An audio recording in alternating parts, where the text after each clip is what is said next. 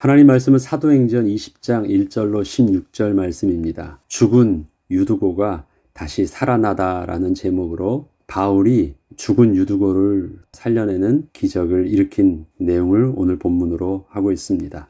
사도행전 20장은 바울이 에베소를 떠나서 마게도니아와 빌립보, 드로아, 아소, 미둘레, 기오, 사모, 밀레도의 전도 여정이 나와 있습니다. 이것은 앞서 바울이 다짐하였던 대로 예루살렘을 거쳐 로마도 보아야 하리라는 그 다짐을 이루기 위한 실질적인 발걸음이었습니다. 바울은 이렇게 전도 여행하는 것이 마지막이 될지 모른다는 것을 직감하고 있었기에 이전에 복음을 전한 지역의 교회들에게 들려서 그동안 전해주었던 복음을 다시 그들의 가슴에 새기게 한 후 작별 인사와 함께 마지막으로 예루살렘으로 향하여 가고자 했던 것입니다. 그리고 21장에서는 결국 바울이 예상했던 대로 제3차 전도 여행의 종결과 함께 예루살렘에서 바울이 체포될 것입니다. 오늘의 본문은 이러한 여정 중에 있던 바울이 드로아에서 죽은 유두고를 살린 일까지의 여정을 기록하고 있습니다. 바울과 함께하고 있는 이방 교회의 대표들은 드로아에 먼저 도착하여 바울 일행이 오기를 기다리고 있었습니다. 누가는 이러한 이방 교회의 대표들에 대해서 아시아까지 함께 가는 자는 베레아 사람 브로의 아들 소바더와 데살로니가 사람 아리스다고와 세군데와 더베 사람 가이오와 및 디모데와 아시아 사람 두기고와 드로비모라고 그 이름까지 상세하게 기록하고 있습니다.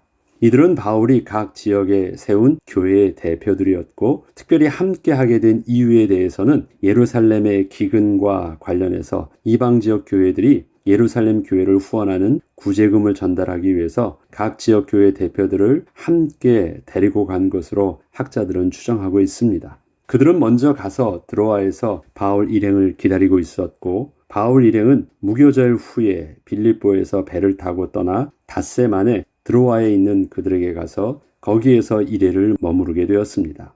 바울은 일주일간 이곳에 머무르면서도 떠나기 전날까지 그 지역 성도들에게 복음을 강론하기를 멈추지 않았고 성도들은 조금이라도 더 들으려고 날이 새는 줄 모르고 바울이 전하는 복음을 듣고 있었습니다. 당시의 상황을 누가는 이렇게 서술하고 있습니다.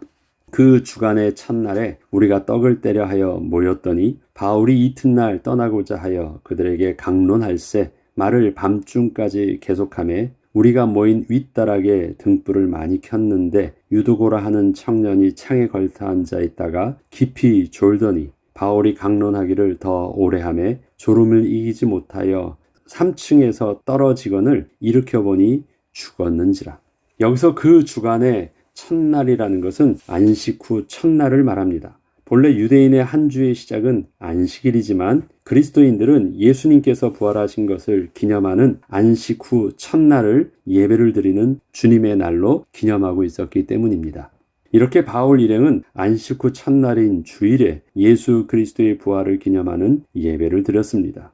그리고 설교를 시작한 바울은 한두 시간 설교한 것이 아니라 밤중까지 계속 설교를 이어나가게 되었고 그 설교는 단순히 바울의 그 복음에 대한 당부가 아니라 성경을 가지고 강론을 이어간 것이었습니다. 바울이 강론을 하였다는 것은 예수 그리스도의 십자가의 죽으심과 부활에 대하여 구약 성경의 말씀을 들어 다시 한 번 더 구체적으로 예수께서 그리스도 되심을 분명하게 가르쳐주고 전하여준 것이었습니다. 이에 따라 그리스도인들도 주님을 따라 부활하게 되리라는 그 요지의 설교였을 것입니다. 이렇게 쉬지 않고 계속된 설교에 3층 창문에 걸쳐 앉아있던 유두고가 졸음을 이기지 못하고 떨어져 죽게 된 것입니다. 9절에서 언급하듯 일으켜보니 죽었는지라 라는 말은 그가 실제로 죽었음을 증거하고 있는 것입니다. 사도행전의 저자 누가는 바울이 자신의 마지막 설교가 될지도 모르는 상황에서 끝까지 전해주고 싶었고 절대 잊지 말라고 당부하며 그렇게 밤을 새워 복음을 전하고 있는 그 설교의 현장에서 유두고가 졸고 있다가 3층 창문에서 떨어져 죽게 된 사건을 왜 기록하고 있을까요? 유두고의 죽음으로 인해서 성도들은 슬픔과 낙심에 빠질 수도 있었습니다. 바울이 전하는 하나님의 사랑과 그 생명의 복음이 하나도 마음에 새겨질 수 없게 하는 심각한 사건이었기 때문입니다. 하나님 나라의 소망을 말하고 있고 끝까지 낙심하지 말고 이 복음을 지키라고 하는데 그 안에서 그 설교 현장 속에서 갑자기 한 청년이 떨어져서 죽게 되는 사고가 일어난 것입니다. 분위기가 갑자기 완전히 확 바뀌게 됩니다. 그동안 전했던 그 복음이 그나마 있었던 복음마저도 다 떨어질 수 있는 심각한 사건이 될 수도 있는 상황이었습니다. 하나님이 왜 우리에게 이렇게 하실까? 낙심할 수밖에 없는 상황이었거든요. 그런데 그게 바울의 마지막 고별 설교, 정말 이 복음 끝까지 지키라고 마지막으로 당부하는 그 마지막 날 밤에 일어난 사건입니다.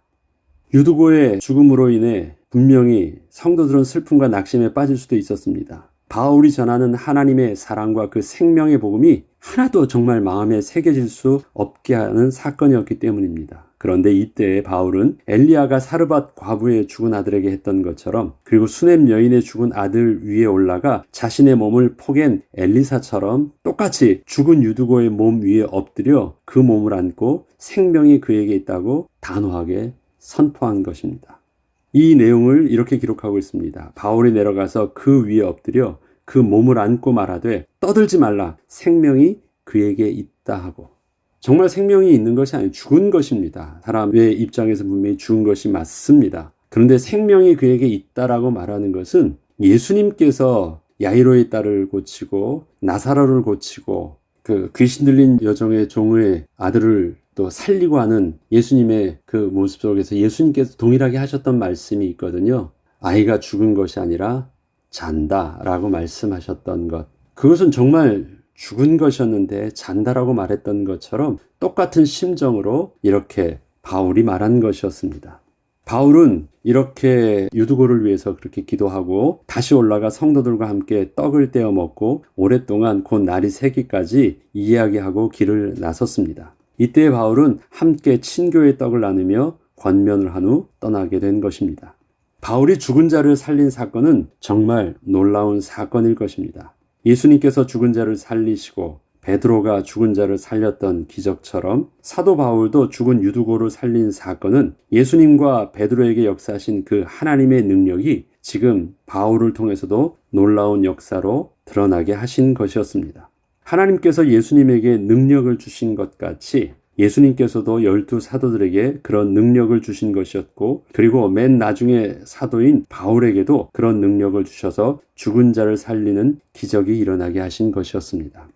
특별히 이 사건이 언제 일어난 것입니까? 성경은 떡을 떼고 있던 안식 후 첫날, 즉 주일에 일어난 것으로 기록하고 있습니다. 이렇게 주일에 일어났다는 것은 예수님의 성만찬과 예수님의 부활하신 것을 겹쳐서 생각을 하게 하고 있습니다. 예수님께서 마지막 날 행하신 일들도 그러한 일들이었거든요. 누가는 이것에 대하여 구체적인 언급은 하고 있지 않았지만, 그러나 우리가 추정해 볼 수 있는 것은 예수님께서 성만찬을 하시고 십자가에 못 박혀 죽으신 것을 하나님께서 주일에 부활시키셨고, 예수님께서 임명하신 사도들이 성만찬을 하는 것과 죽은 자를 살리는 것이 분명히 하나로 겹쳐서 볼 수 있는 사건이 되었던 것입니다. 이것은 부활하신 예수님의 부활과 예수님과 연합한 산자의 부활을 연상시키고, 또한 하나님께서 예수님을 살리시고 베드로가 예수님의 이름과 권능으로 죽은 자를 살린 것 같이 이방인의 사도인 바울이 예수님의 이름과 그 권능으로 죽은 유두고를 살림으로 부활의 실제성을 성도들에게 보여주는 사건이었던 것입니다. 성도들은 유두고가 다시 살아난 것을 보면서 적지 않게 위로를 받았다고 기록하고 있습니다. 그 위로는 단지 유두고가 다행스럽게 죽지 않고 살아난 것 때문에 받은 것이 아니라, 죽음에서 부활한다는 것은 인간의 능력으로는 절대 불가능한 하나님의 영역이었기에 바울을 통하여 영원한 죽음에서 생명과 부활을 주시는 그 하나님의 역사를 친히 보게 된 것이었기 때문이었습니다. 이 때문에 유두고의 부활을 보게 된 성도들은 바울이 전한 예수 그리스도의 십자가와 부활 메시지가 자신들의 부활의 소망으로 가슴에 담을 수 있게 되었기에 큰 위로가 되었던 것입니다. 그렇구나. 바울이 이렇게 증거했던 그 부활의 복음이 정말 실질적으로 죽은 우리에게 있어서도 하나님의 능력으로 말미암아 부활하게 하실 것을 이렇게 보여주신 것이었구나. 바울의 부활의 메시지를 실질적으로 가슴에 새길 수 있는 중요한 사건이 되게 했던 것입니다. 떨어지게 된 것은 유두고의 실수일 것입니다. 그러나 그러한 사건을 통해서도 생명의 소망의 응답으로 하나님께서 그 모든 성도들에게 합력하여 선에 이루어 주셨던 것입니다.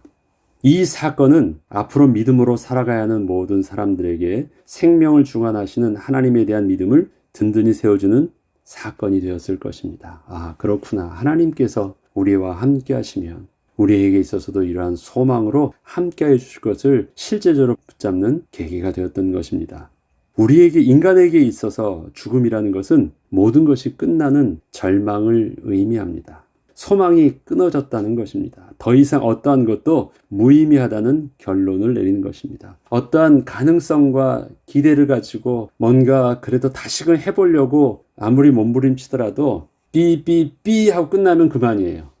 그 다음은 모든 것을 내려놓는 것입니다. 죽음이라는 것은 그런 것이에요. 다 끝나는 것입니다. 그것은 인간에게 있어서는 그 한계의 마지막 노선이었습니다. 그게 죽음입니다. 완전한 결론을 내리는 것입니다. 그러나 부활은 절대 불가능한 상황에서 역사하시는 하나님의 창조의 능력인 것입니다. 가능성 제로에서 가능성 100%의 능력이 바로 부활의 능력이요, 하나님의 창조의 능력인 것입니다. 때문에 예수 그리스도의 부활을 믿는 우리에게는 하나님의 부활의 능력이 날마다 죽은 것과 같은 절망의 순간을 지나고 있는 우리들에게 영원한 하나님 나라의 소망을 잃지 않게 하시는 비밀이 되게 하여 주실 것입니다. 우리는 참 재밌어요. 평상시에 괜찮다가 조그만 배가 아프면, 조그만 머리가 아픈 게 조금 이상하게 느끼면 혹시 암이 아닌가, 이게 다 끝나는 거 아닌가 하면서 문득 그렇게 먼저 두려움부터 갖습니다. 그만큼 우리에게 있어서 절망이라는 것은요, 너무 쉽게 다가와요. 순간순간. 그렇게 우리에게 있어서 마지막에 두려움을 늘 가지고 있습니다. 부활은 훗날 우리에게 다시 우리의 죽은 몸이 살 것뿐만 아니라 부활하신 주님이 지금도 우리와 성령으로 함께 하시면서 우리 죽을 몸도 살리시고 또 날마다 그리스도와 함께 죽고 그리스도와 함께 사는 부활의 은혜를 누리는 영적인 비밀로 우리를 오늘도 살게 하시는 것입니다. 우리의 삶은 매일매일 보면 늘 절망의 연속인 것 같아요. 늘 큰일 난 것 같아요. 늘 큰일 났다, 큰일 났다. 큰일 났다는 말이 무엇이에요? 이제 끝났구나, 죽겠구나라는 말이 큰일 났다라는 말이에요. 그래요. 그만큼 순간순간 우리는 날마다 우리의 인간적인 수준과 한계 속에서는 두려워할 수밖에 없는, 내 스스로 감당할 수 없는 절망의 순간을 늘 맞닥뜨립니다. 그때 부활하신 주님께서는 우리에게 날마다 부활의 능력으로, 부활의 소망으로 함께하여 주셔서 다시금 하나님 앞에 서게 하는 것입니다. 그래서 오늘도 우리는 기도해야 됩니다. 내 스스로는 절망스럽고 끝났다라는 말이 많지만 부활하사 지금도 성령으로 함께 계신 주님께서 오늘도 나와 동행하시고 인도해 주셨다 하셨사오니 약속하신 부활하신 주님의 이름을 붙잡고 오늘도 하나님께 기도하는 것입니다. 하나님 도와주세요. 하나님, 죽은 자를 살리신 하나님의 창조의 능력으로 나의 지금 이 삶 속에 죽을 것 같은 이러한 상황 속에서도 하나님의 창조의 능력으로 구원하여 주시고 문을 열어주시고 채워주시고 인도하여 주세요. 낙심한 나의 심령에 하나님의 소망으로 다시금 힘을 주세요. 우리는 오늘도 기도하는 것입니다. 하나님께서는 그러한 우리에게 여전히 부활의 소망으로 오늘 우리를 주 앞에 서게 하여 주실 것이고 안식 후 첫날 주 앞에서 그 이름을 기념하며 예배를 하는 기쁨을 누렸듯이 우리에게도 그 부활한 주님을 날마다 주님 앞에 예배하고 감사하는 거룩한 성도로 서게 하실 것입니다. 부활의 능력으로 함께 하시는 우리 주님께서는 오늘도 절망스러워 보이는 우리의 삶 속에 함께 하시며 죽은 것이 아니라 잔다라고 여전히 말씀하시며 죽은 자를 살리셨던 우리 주님께서 낙심하여 절망하고 있는 우리 영혼도 그렇게 깨워주실 것입니다. 아니다. 죽은 것이 아니다. 하나님께서 깨우시면, 하나님께서 말씀하시면, 하나님께서 역사하시면 이 일을 통해서 하나님의 영광이 되게 하여 주실 것이야. 그래서 우리의 시선도 죽음의 시선으로 보지 않고 자는 것으로 볼 수 있는 믿음의 시선. 바울이 그렇게 유두고를 바라보며 살렸던 것처럼 우리들도 그렇게 우리의 삶을 바라보며 하나님께 깨워달라고, 하나님께 도와달라고 기도하는 그 은혜를 누리는 저와 여러분 되길 주 이름으로 축복합니다. 기도하겠습니다. 하나님 아버지, 부활의 주님은 또 우리에게 약속하신 부활의 소망은 훗날 하나님 앞에 설 때만이 필요한 믿음이 아니었습니다. 지금도 부활하사 성령으로 함께 계시는 주님께서 우리에게 부활의 소망을 붙잡고 능히 환난과 시련 속에서 인내하며 또 주님의 연단을 받아 거룩한 주의 백성들로 온전히 서게 하시는 축복의 비밀이셨습니다.